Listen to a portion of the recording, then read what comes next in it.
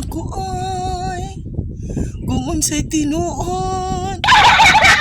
Ingon sila, monetize ka na, pwede 3 seconds lang ang content mo, kita ka na. Yes!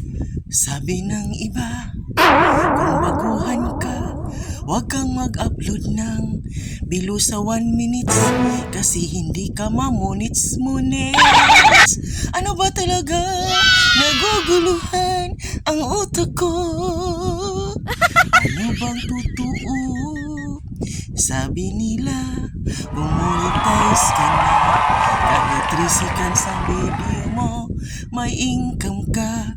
Kasi for play ang babayaran ni Mimime. Ay,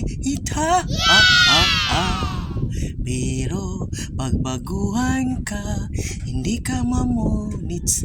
Basta wa ka abot og 1 minute.